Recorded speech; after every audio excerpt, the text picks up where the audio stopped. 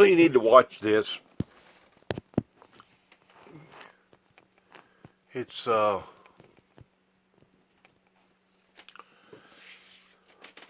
pretty frightful. Please watch. And keep in mind, in 2007, 2008, up in LBL, Land Between the Lakes, up in Kentucky, western Kentucky, I was punished by being misunderstood because I was trying to help people by telling them that God had showed me that there was going to be major electrical disturbances in this country. And now we're sure enough seeing just exactly that, especially out in California. So if you don't mind, please watch. Ohio Democrat joins us straight ahead, but first, here's Bill Cairns with a check on the forecast. Bill? Good morning to you, Willie. And once again, California is the focus of just these epic fires that continue to burn in these really dry, hot, windy conditions. Yesterday, we had two big fires. The Tick Fire is the one that's just outside of Santa Clarita. This is just north of Los Angeles. This one died down a little bit, and now it is flared back up overnight. Winds are now gusting once again to 40 to 50 miles per hour. It just jumped Highway 14. The highway is closed now in both directions, and there are new mandatory evacuations that are in effect with that fire. The other big blaze yesterday was the Kincaid Fire. This one was further north up in wine country and just north of San Francisco and north of the Napa area. This was one of our NBC photographers that was trying to get to the heart of the fire. It was moving so fast, it jumped Highway 148 that they actually had to stop and turn around, and you can see why there. So we continue with the story today. We have extreme fire risk in Southern California. These winds are going to gust to 40 to 60 miles per hour starting now,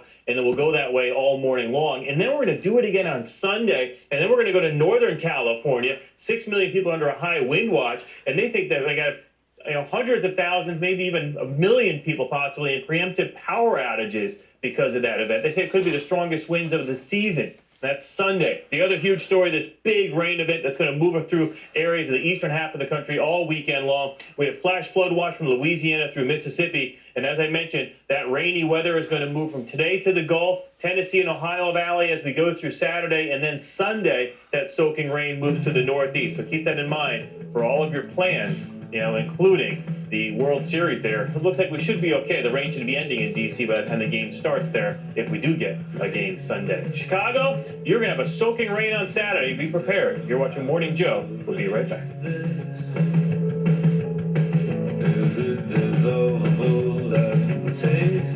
I recently...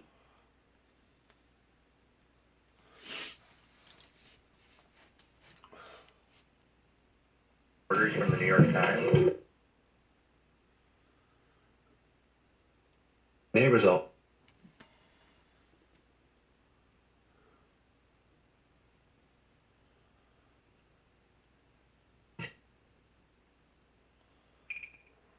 In 1938, British Prime Minister, after getting promises from Hitler, comes back and he says, "There is peace in our time." He's holding up the papers right there. And he was then re-elected to Prime Ministership of England. Within a year of signing that agreement, Germany invaded Poland and World War II was underway. As I look what's happening with the Kurds in the Middle East, it is a replay almost word for word. The President of the United States comes on the air and he said, "I have a peace treaty." The Kurds had the best army to defend for freedom in the Middle East, and we have allowed it to be disbanded, just like happened in Czechoslovakia. Exactly the same thing. History will repeat itself. The Kurds, we have abandoned them. They're being slaughtered by the Turks, and we have given a major port of Syria. And I promise you, as I'm sitting here right now, Russia is going to come against us. Turkey's going to come against us.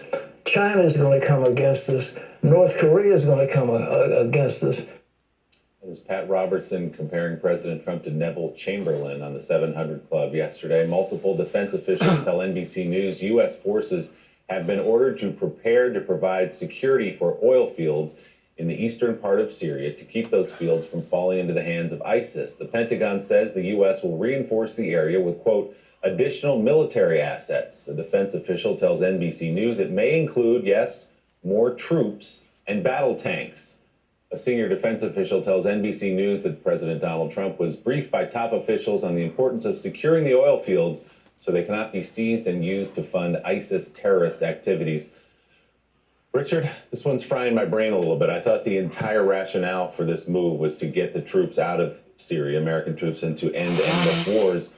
Now we're sending troops in to protect the oil fields. Help me sort this one out. Well, you can't sort it out, Willie. This is what happens when you make foreign policy on the fly without a process. One of the reasons you have an interagency process, you have National Security Council meetings, is that you're never surprised. Things don't always work out well, but you anticipate, well, if we do this, then what? And this is an example of what happens when you have telephone calls and it's improv. And when you improv, you constantly get surprised, and that's what you have here. Look, it is true. It is true that there was a time when the oil was helping to finance ISIS activities, and so the concept is legitimate. But as Richard said, there's no process. And also, as we sit here at the moment, those fields are producing 25,000 barrels a day of oil, which is we produce 90 million barrels a day of oil in the world. It's an infinitesimal amount by that scale. It's tiny, and also, let's be serious. If you were going to have a presence there, this is the least of your concerns. If you kept ISIS in prison, which, by the way, the Kurds were doing, there was no problem with the oil fields. Right. If you were going to keep a small number of American troops there, the Kurds were safe. The Turks are out. What we have done is set in motion a chain of events with all sorts of knock-on consequences. And this is one of the least of them. And again, the bigger consequences are U.S. standing in the region and the world. So the idea that we're going to reintroduce a small number of soldiers to guard some small oil fields that Steve correctly says have minute capability to produce. This is such a twisted now policy that again no one should support. And I guarantee you, I'm going to weigh in on what he just said. That before this is all said and done with, Donald Trump and Donald Trump's administration will change the wording to what this individual just got through saying, and they'll say, well, it was unintended consequences. Unintended. Forever action is a reaction. Even Einstein taught that. Forever action is a reaction. And whenever you do what he done, not just over in Turkey and Syria, but bringing up blackmail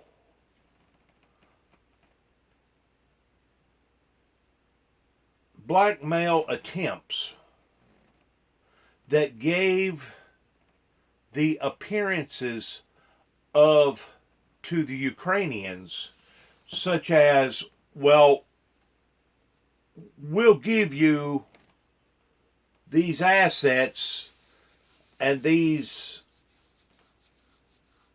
military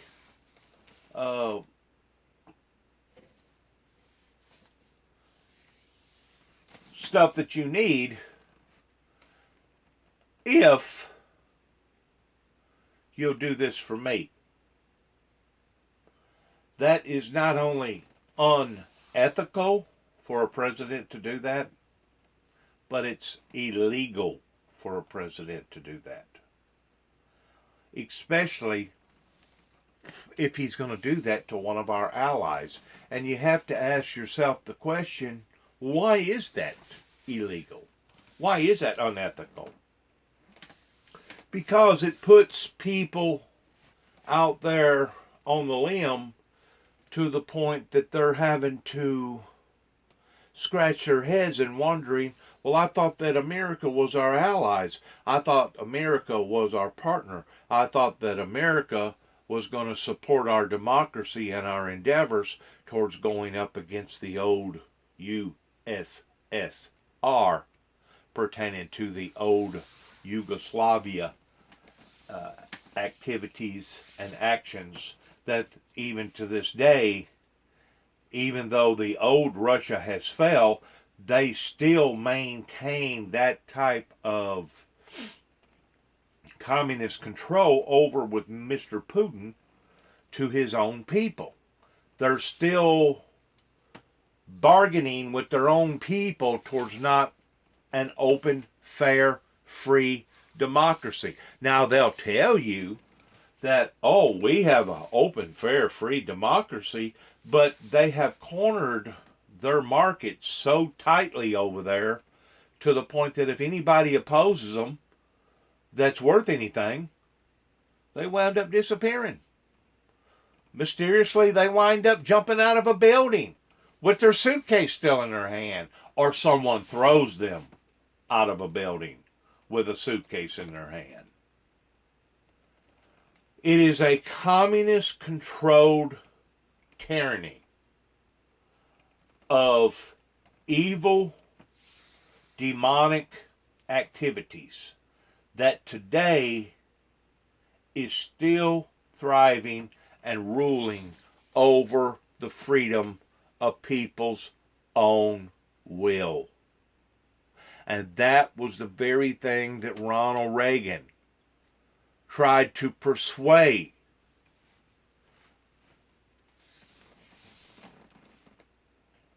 Gorbachev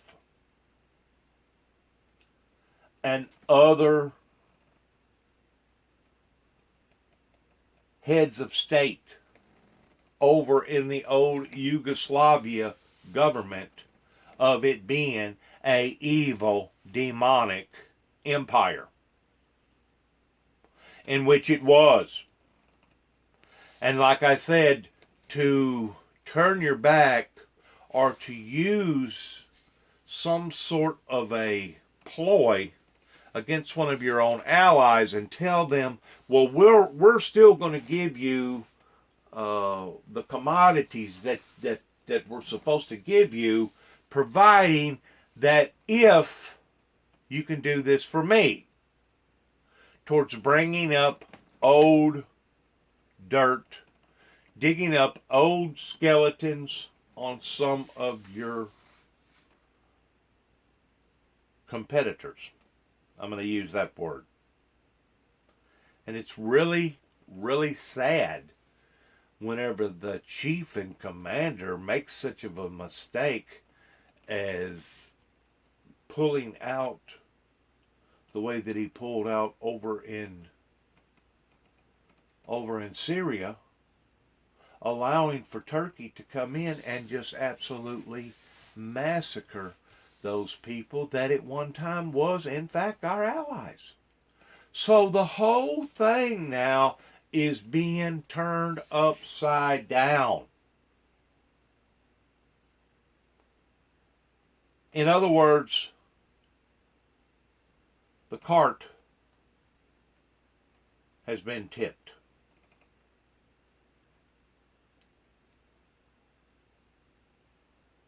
Keep in mind, the people that claim to be Christians in this particular area did not want peace.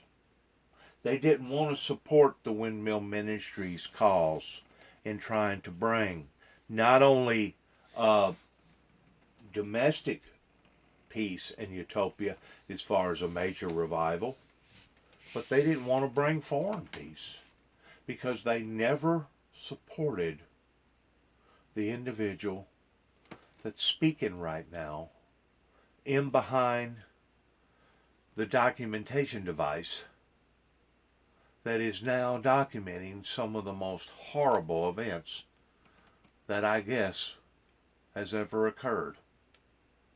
And before it's over with, it's only going to escalate, because once more,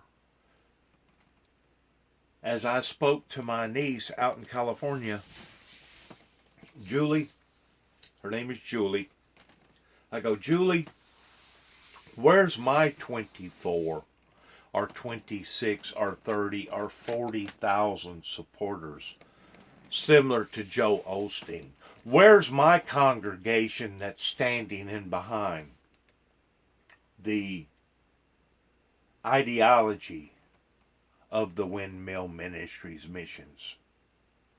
There is none, other than a few people that has agreed to biblical Bible prophecy. But once more, I tried to help by giving out advances, by giving out advisories up in the land between the lakes area around Grand Rivers, Benton, Mayfield, Murray, Paducah, Kentucky, and I was penalized. I was punished, misunderstood, to the extent that they actually shut down a Kentucky road going over a dam for about 3 hours looking for explosive devices because I had told them that God had showed me that there was going to be major electrical disturbances.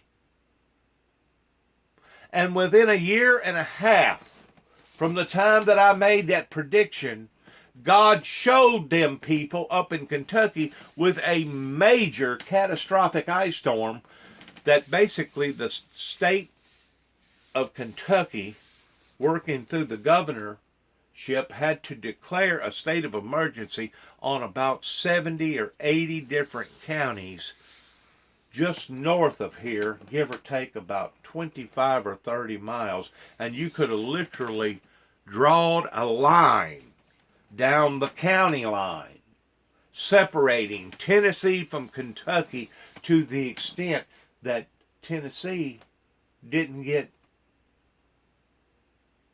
nothing but rain.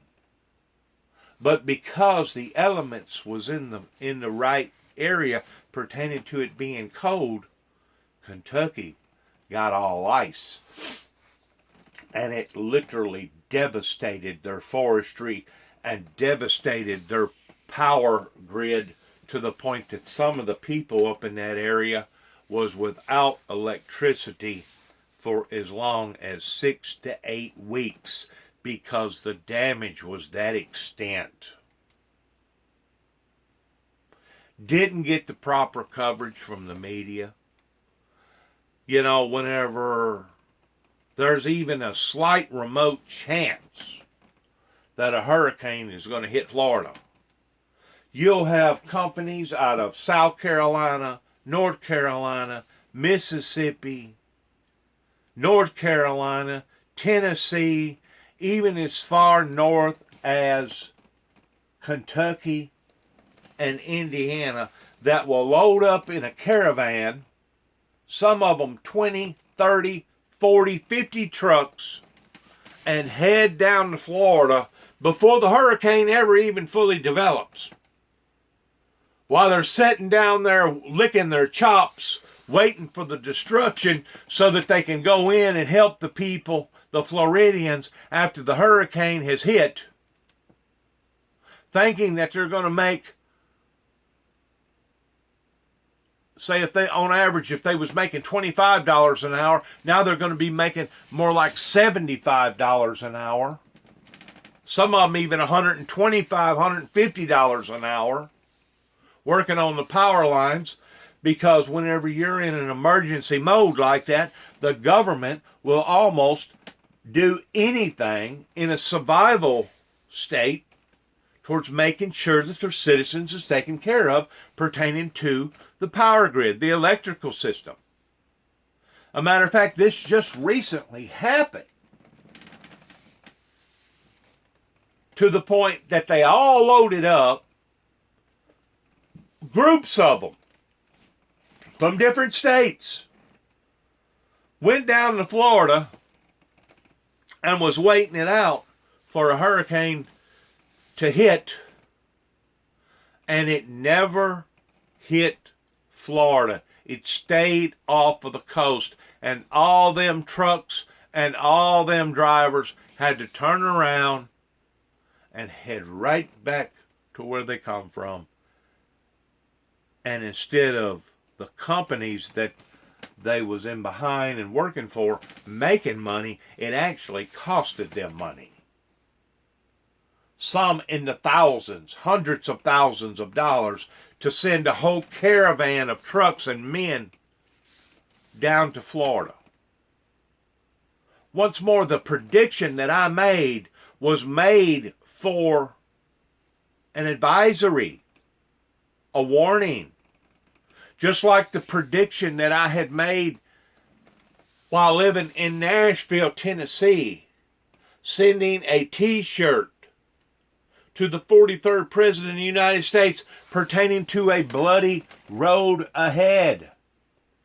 It was not only ignored and misinterpreted, but I was attacked and punished because of it.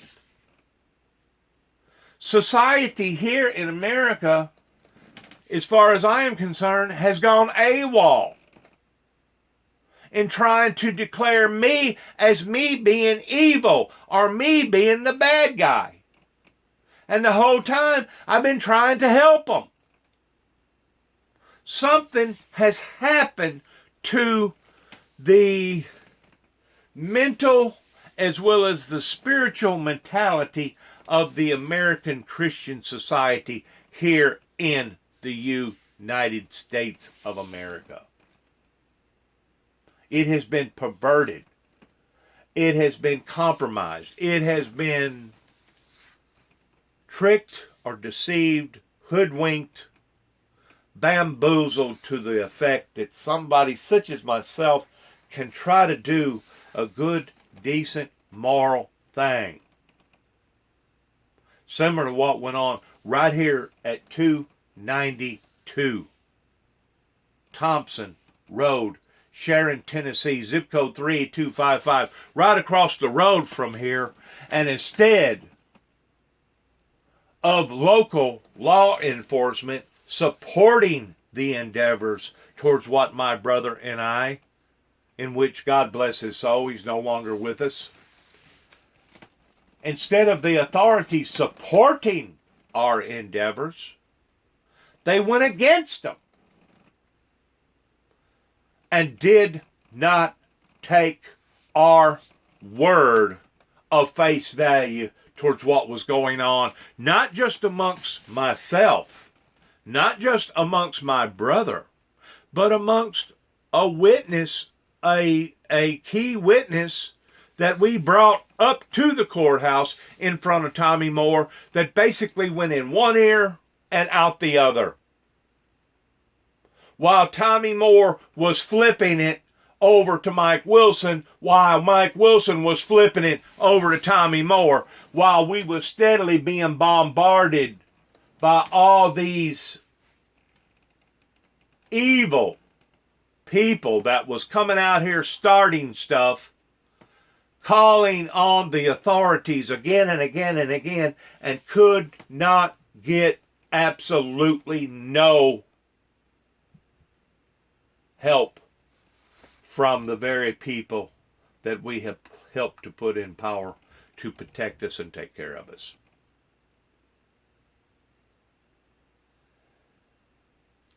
It had almost reached the point in my particular life that I was ashamed to be a Weakley Countyan, to the point that rather than me spend all my money in Weakley County, in which isn't much, based around my disability, but rather than me spend all my money in Weakley County, either in Martin, Sharon, Greenfield, Dresden, Gleason, Palmersville, Lexington, rather than to spend my money in Weakley County, I would drive as far as 25, 30 miles over either in Lake, Obion, Dyer County, Gibson County, or even Madison County or Henry County.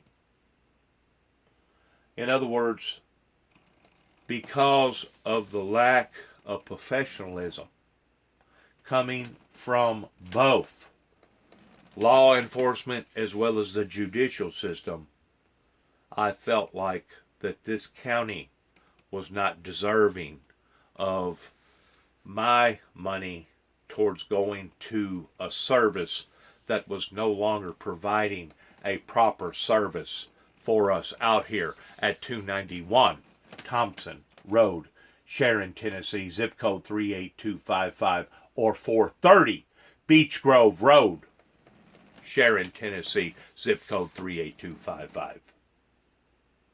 Whenever it reaches the level that a human being, a citizen of the state of Tennessee, is willing to drive an extra 15 or 20 miles just to go out of his way, out of that county, so that he can spend his money in other parts of Tennessee, it speaks volumes towards what my feelings was about the authorities and about the judicial system and the law enforcement agencies in this county. It speaks volumes. But the fact of the matter is, if my phone service quits working pertaining to me being hooked up with AT&T, guess what? If AT&T can't get me up and going again, I'm going to switch services and I'm going to go to Verizon. Or I'm going to switch services and possibly go to somebody else. We can do that as free moral agents here in America. Now, I'm fixing to make a point here pertaining to what we first addressed at the beginning phases of all this in regard to the fires. Whenever you're in an area, it doesn't matter if you're in California, what is it, PG&E, or you're out here in this area, TVA, or you're down in other areas, it doesn't matter if you're far north or you're far south, you're basically stuck with the resources and the commodities that the state has to offer in that area pertaining to electrical services that ordinarily does not compete. Whoever is in that area, they have marketed and cornered the market pertaining to their services in regard to the electricity that now you're hooked up to and you use. Okay? When you cannot choose between whether or not you want one service over another service, then you're talking about mass marketing skills towards cornering a market in that area that has utilized their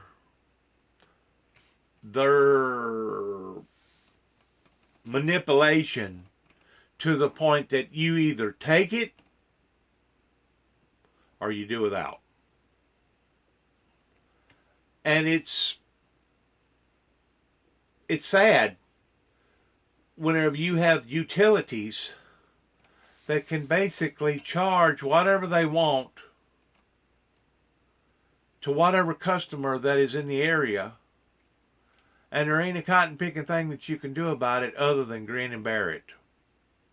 A matter of fact, my niece out in California, as recently as the past 48 hours, we have had a discussion about her kilowatt usage out in that area. And with her being a single mom with 2 kids, she tries to be as conscientious of using electricity as she possibly can. All month, she has went without any AC because the weather cooperated in that area to the point that she didn't have to have no AC. She just got a smaller ice box that does not use a lot of energy, and she's very conservative in other areas as far as energy. She got one bill that she paid on, and then they send her another bill of another $150, which puts her billing at $250 in 1 month. That did not add up with the kilowatt usage out on the meter base. Once more, her electrical system out there, I think it's PG&E or PGE or whatever it is now attacking their customer base by raising up the kilowatt cost per kilowatt. Or they're just being bogus and saying, well, you use this amount of electricity. In reality, you only use that amount of electricity. How many times have we seen this again and again and again towards passing the buck down to the consumer? It didn't matter if Toyota had a major recall on a bunch of airbags or something else was going on pertaining to a product that they got caught in not manufacturing or doing the right thing, and the next thing you know, the very thing that occurs is your Happy Meals in McDonald's goes up. Because McDonald's was forced to have to raise their minimum wage. We see this again and again and again. And it's really sad because people aren't dumb. They're not stupid. They know what's going on. People can go outside and they can monitor their own meter base in understanding that there's no way that they was using that type of energy for that month. But yet now we have companies that will literally take advantage of their people again and again and again, based around greed and based around profiteering. Now, there's no doubt, whenever you have situations erupting out in California that are this substantial, it is going to affect people's resources in ways unimaginable. A matter of fact, a lot of these people and a lot of these companies out there will be driven because of the very thing that you're looking at off into major bankruptcy, because they won't be able to sustain that type of lick, that type of hit. And we're just not talking about businesses or homeowners. We're talking about major companies that's going to have to absorb this type of damage. And ultimately, who actually absorbs the damage are the taxpayers, because all this is going to do is cause the national debt to climb and to go up that much more.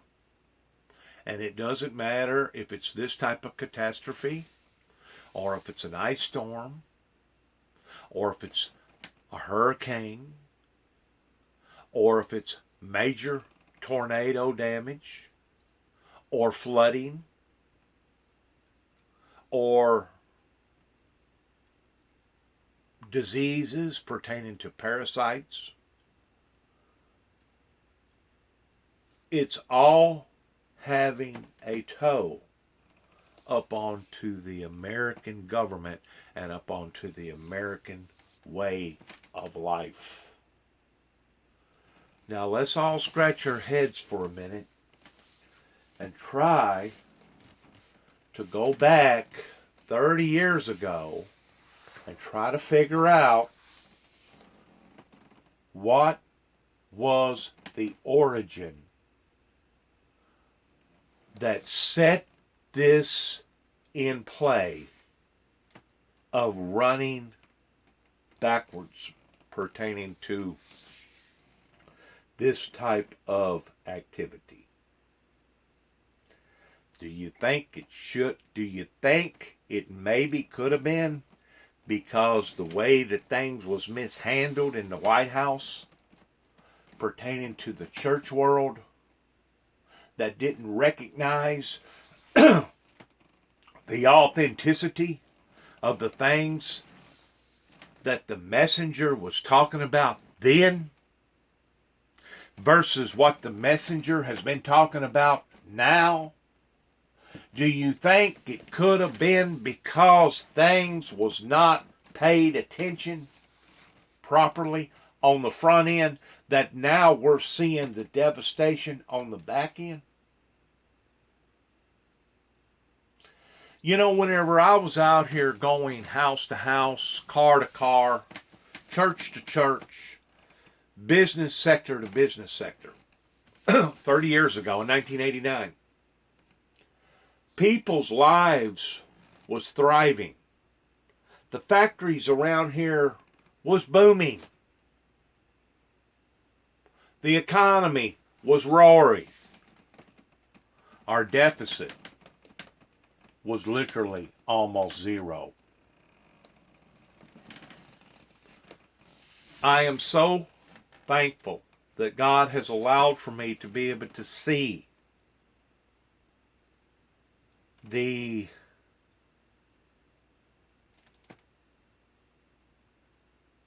unusefulness of what has occurred here based around a society that did not pay attention to the words of the messenger, to the point that I can now see where they have tangibly made a harsh mistake in not paying attention to the individual that's sitting here right now. And it was so much easier for them to categorize me or marginalize me as somebody that was either trying to hustle them or somebody that was whacked.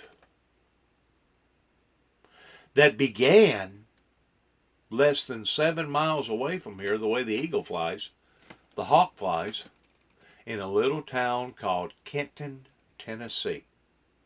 In 1983, whenever I got to talking about the two witnesses, the book of Revelations, the four horsemen,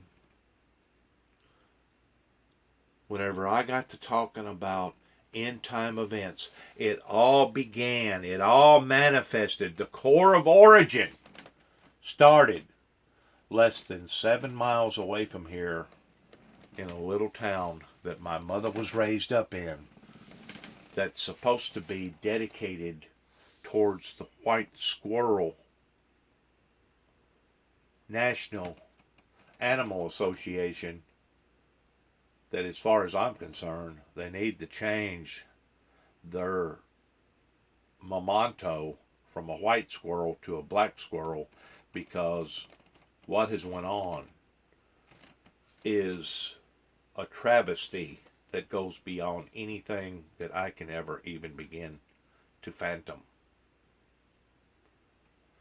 And to think that even today, I'm still being looked upon in the eye of negativity, and the whole time trying to give out advisories towards helping these people, such as in 2007 or maybe 2008, somewhere in that time period up in Kentucky, towards telling people that God had showed me that there was going to be major electrical disturbances, that not only was I ignored, but I was attacked. And got verification to prove it. Everything that I've just got through talking about, I can verify through not speech, but I can prove it on paper of the occurrences that has went on in my life, going all the way back to 1983, whenever two hands miraculously come out of heaven that spared my life after a 1989 Buick Regal V6 with a turbo should have cut me completely in half.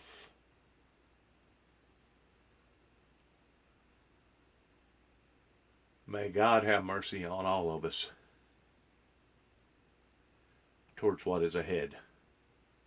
In not only these natural occurrences pertaining to weather phenomenons, regardless whether it be fires, floods, diseases, hurricanes, tornadoes, etc., etc., etc. But now what is brewing across the pond pertaining to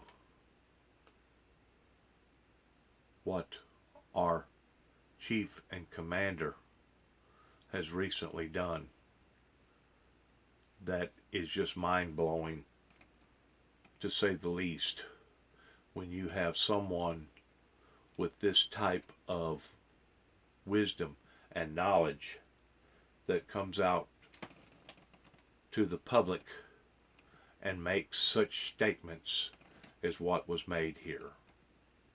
In 1938, British Prime Minister, after getting promises from Hitler, comes back and he says, there is peace in our time. He's holding up the papers right there. And he was then re-elected to Prime Ministership of England. Within a year of signing that agreement, Germany invaded Poland and World War II was underway. As I look what's happening with the Kurds in the Middle East, it is a replay almost word for word. The President of the United States comes on the air and he said, I have a peace treaty. The Kurds had the best army to defend for freedom in the Middle East, and we have allowed it to be disbanded, just like happened in Czechoslovakia. Exactly the same thing. History will repeat itself. The Kurds, we have abandoned them. They're being slaughtered by the Turks, and we have given a major port of Syria. And I promise you, as I'm sitting here right now, Russia is going to come against us. Turkey is going to come against us. China is going to come against us. North Korea is going to come against us.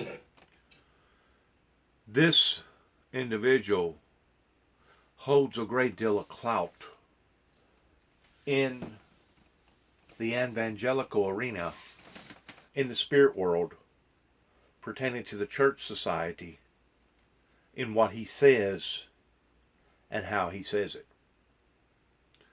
This was not spoken of a year ago, 10 years ago, not even a month ago. This was spoken yesterday on the 700 Club. My friend, if this does not get your attention, pertaining to the fires, the floods, all the other stuff that we have been trying to point out to the people in regard to a bloody road ahead, in pertaining to electrical disturbances that now, today, probably are within the next 3 or 4 days in the future, out in California, give or take, probably over 1 million people will be affected by these very same things that I was talking about. Over 1 million pertaining to electrical disturbances. If these things does not get and grab your attention, then it's obvious that you either don't care or you have been so consumed by ignorance that if a nuclear bomb was to blow up in the back of your yard, you would still deny that anything was wrong. These are all, as the Bible puts it, sorrows. These are not things that God wants to happen to society. These are things that the devil is placing into our laps and into our environments. These are the ignorances of humanity that are causing these occurrences to escalate and even get worse, exacerbating the problems.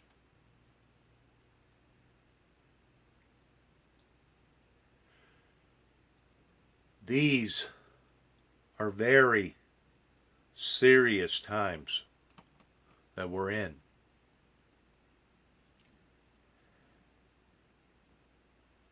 And if there's ever been a time that we needed to unite rather than remain divided, it's today.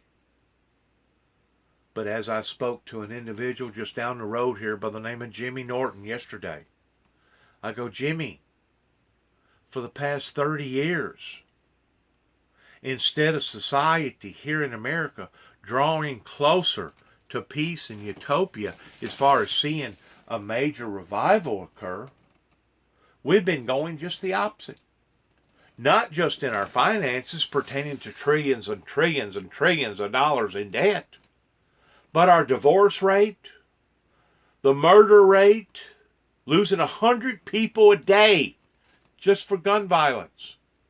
Over 100 people a day are losing their lives as I'm sitting here speaking to you right now on this MSNBC live program. 100 people a day because of gun violence. Just in America alone. Over 2.3 incarcerated prisoners just in America alone. You do the math. You tell me what's happened here for the past 30 years of going to a predominant, thriving, peaceful society, of being totally turned upside down, of these massive occurrences that are affecting people's lives in a traumatic, devastating way that I'm sure some of them will never get over what has occurred in their life. Regardless whether it was a mass shooting where some idiot went into a school and just got through killing a bunch of innocent children, or they become displaced because of flooding or fires, or they've got AIDS, or something else is occurring in their life. Some of these people will never fully recover from what has occurred in their lives just within the past few years. And instead of things getting better pertaining to bringing peace and utopia to society, it's actually been going in the very opposite direction. But yet and all, people like myself, the founder of the Windmill Ministries, is supposed to be psychologically, emotionally, chemically imbalanced. You do the math. Good luck to all of us. And shalom. And thanks for listening to my viewers.